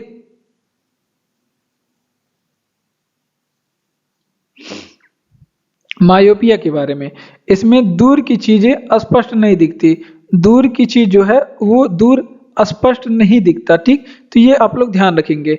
अब इसमें इसके निवारण के लिए अवतल लेंस का प्रयोग करते हैं। इसके निवारण के लिए क्या करते हैं, अवतल लेंस का प्रयोग करते हैं। और मनुष्य के आंख में प्रतिबिंब है कहाँ पे बनता है, मनुष्य के आंख में जो प्रतिबिंब है वो हमेशा रेटिना पे बनता है। कहाँ पे बनता है, रेटिना पर बनता है। अगर आपसे पूछे कि मनुष्य की आंख में प्रकाश का नियंत्रण कहाँ पे होता है, प्रकाश नियंत्रण का काम कौन करता है, तो मनुष्य की आंख में प्रकाश नियंत्रण वो आइरिस करता है। क्या करता है, आइरिस प्रकाश का नियंत्रण करता है मनुष्य की आंख में। इतनी चीजें आप लोग ध्यान रखेंगे। हाइपरमेट्रोपिया के बारे में समझाइए, तो इसमें दूर की चीजें क्या होती है। हाइपरमेट्रोपिया को क्या कहा जाता है, इसे दूर दृष्टि दोष कहा जाता है। इसमें निकट की चीजें स्पष्ट नहीं दिखता, निकट की चीजें क्या होता है, स्पष्ट नहीं दिखता। और इसके निवारण के लिए हम लोग उत्तल लेंस का प्रयोग करते हैं।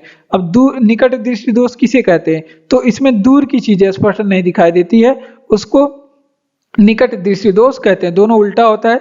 और निकट दृष्टि दोष को मायोपिया कहते हैं। इसमें अवतल लेंस का प्रयोग किया जाता है।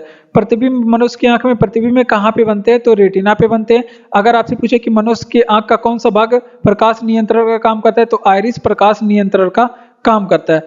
अर्थशास्त्र के लेखक कौन है, तो चाणक्य हैं। अर्थशास्त्र के लेखक चाणक्य। और इनका अन्य नाम क्या है, इनको कौटिल्य भी कहा जाता है। अर्थशास्त्र इनको कौटिल्य और इन्हें विष्णुगुप्त भी कहा जाता है। इन्हें कौटिल्य और विष्णुगुप्त भी कहा जाता है। तो इतनी चीजें यहाँ से आप लोग ध्यान रखेंगे। और अर्थशास्त्र नामक जो पुस्तक है, ये पूछा जाता है कि ये किस विषय से संबंधित है, तो ये किस विषय से संबंधित है, तो ये राजनीति से संबंधित है। किसे, राजनीति से संबंधित है। अब इसके बारे में एक प्रश्न और पूछा जाता है, तो अर्थशास्त्र की भाषा क्या थी, तो इस पुस्तक की जो भाषा है वो संस्कृत में इसे लिखा गया है। किस संस्कृत भाषा में इसे लिखा गया है। अब बात करते हैं कि ये किसके दरबार में, तो अर्थशास्त्र पुस्तक के लेखक जो है वो कौटिल्य या फिर चाणक्य। ये किसके महामंत्री और गुरु थे, तो ये महामंत्री और फिर महामंत्री एंड गुरु कौन किसके थे, चंद्रगुप्त मौर्य के। किसके, चंद्रगुप्त मौर्य के। ठीक, तो इतनी चीजें यहाँ पे आप लोग ध्यान रखेंगे। ये चंद्रगुप्त मौर्य के महामंत्री और गुरु भी थे। ठीक, तो इतनी चीजें आप लोग यहाँ पे ध्यान रखेंगे। वो फिर से रिवीजन करते हैं। अर्थशास्त्र पुस्तक के लेखक कौन है, तो चाणक्य है अर्थशास्त्र पुस्तक के लेखक है। और इनका अन्य नाम भी है, कौटिल्य भी इनका अन्य नाम है, विष्णुगुप्त भी इनका अन्य नाम है। तो ये आप लोग ध्यान रखेंगे, दो ना तीन नाम है इनके। उसके बाद संबंधित किससे है, तो ये जो पुस्तक है वो राजनीति से संबंधित है। किससे, राजनीति से संबंधित है। इसकी भाषा क्या है अर्थशास्त्र की, तो ये संस्कृत भाषा में लिखा गया है। सारे प्रश्न इंपॉर्टेंट है। और महामंत्री और गुरु ये किसके थे, तो चंद्रगुप्त मौर्य के महामंत्री थे उनके दरबार में, और गुरु के पद पे गुरु इनके थे, चंद्रगुप्त मौर्य के ये गुरु थे। महामंत्री प्रधानमंत्री भी कह सकते हैं, प्रधानमंत्री के भी पद पे आप कह सकते थे।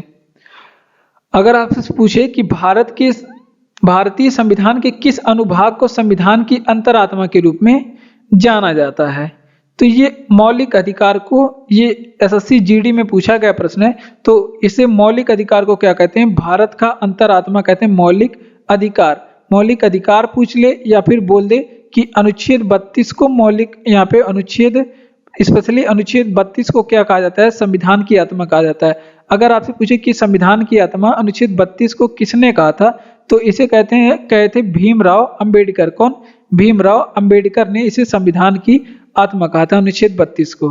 ठीक, इतने चीजें आप लोग ध्यान रखेंगे।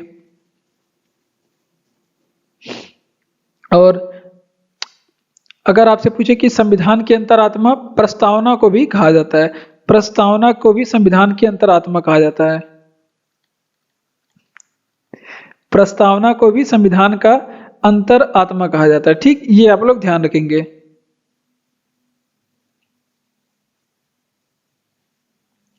मौलिक अधिकार को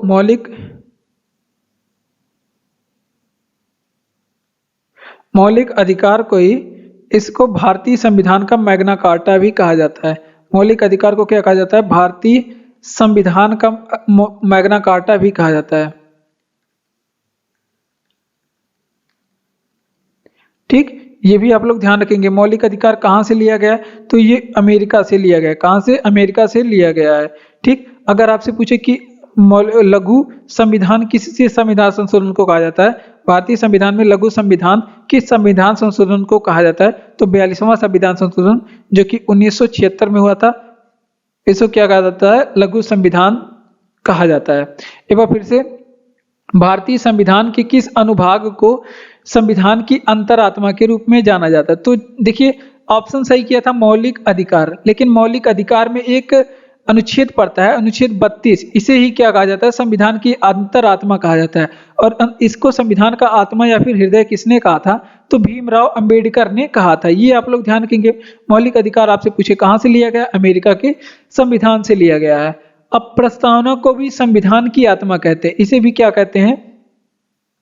संविधान की आत्मा कहते हैं प्रस्तावना को भी। तो ये भी चीजें आप लोग ध्यान रखेंगे। भारतीय संविधान का मैग्ना कार्टा किसे कहा जाता है? तो मौलिक अधिकार को भारतीय संविधान की मैग्ना कार्टा कहा जाता है। लघु संविधान किसे कहते हैं?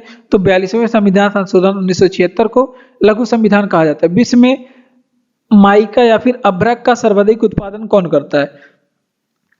तो विश्व में अभ्रक का सर्वाधिक उत्पादन भारत करता है। अगर आपसे पूछे राज्यों में सबसे ज्यादा उत्पादन कौन सा राज्य करता है?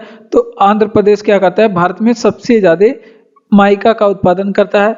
और जो माइका होता है, यहाँ पे आप लोग ध्यान रखेंगे कि जो अभ्रक होता है, इसको विज्ञान की दृष्टि से क्या पूछा जाता है? तो जो अभ्रक होता है ये उष्मा का तो सुचालक होता है, उष्मा का ये सुचालक होता है।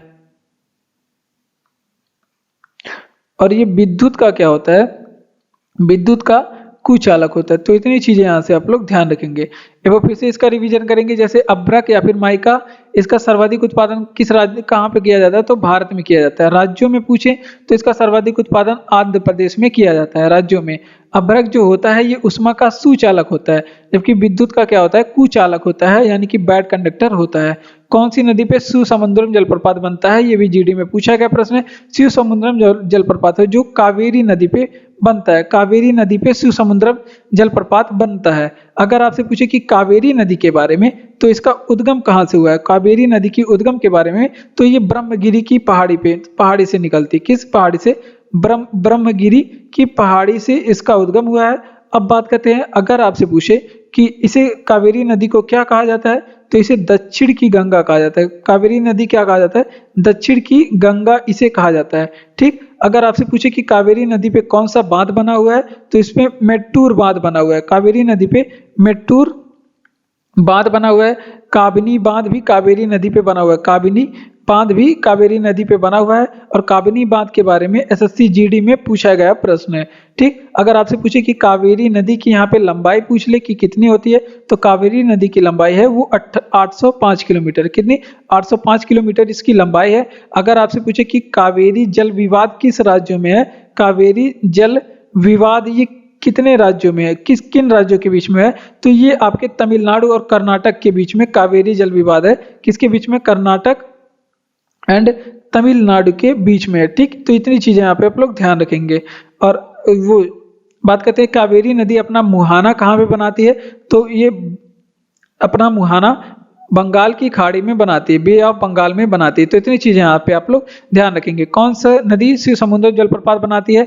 तो कावेरी नदी शिवसमुद्रम जलप्रपात बनाती है। कावेरी नदी की उद्गम कहाँ से हुई है? ब्रह्मगिरी की पहाड़ी पे हुई है। अगर आपसे पूछे कि कावेरी दक्षिण की गंगा किस नदी को कहते हैं, तो कावेरी नदी को दक्षिण की गंगा कहा जाता है। ठीक। कावेरी नदी अपना मुहाना कहाँ पे बनाती है? तो बंगाल की खाड़ी में अपना मुहाना बनाती है। कावेरी नदी की लंबाई कितनी है? 805 किलोमीटर।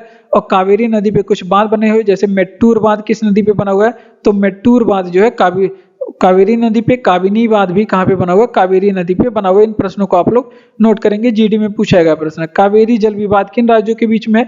कर्नाटक और तमिलनाडु के बीच में कावेरी जल विवाद है। बढ़ते हैं अपने अगले प्रश्न की ओर। तो आज की वीडियो में बस इतना ही। जय हिंद। आप लोग अपनी तैयारी, अगर आपको वीडियो अच्छा लग रहा हो तो वीडियो को लाइक करिए, चैनल को सब्सक्राइब करिए, अपने दोस्तों तक इस वीडियो को शेयर भी करिए ताकि वो लोग भी अपनी तैयारी अच्छे से कर सके। अपनी एसएससी जीडी 2024 की जो तैयारी है उसमें जीएस जीके के जो प्रश्न आते हैं उसकी तैयारी अच्छे से कर सके। ठीक। और खुश रहिएगा, आप लोग खूब पढ़ते रहिएगा। ठीक। खुशी से ज्यादा इंपॉर्टेंट कोई चीज नहीं है, इस वजह से आप लोग खुश रहिएगा। ठीक। धन्यवाद।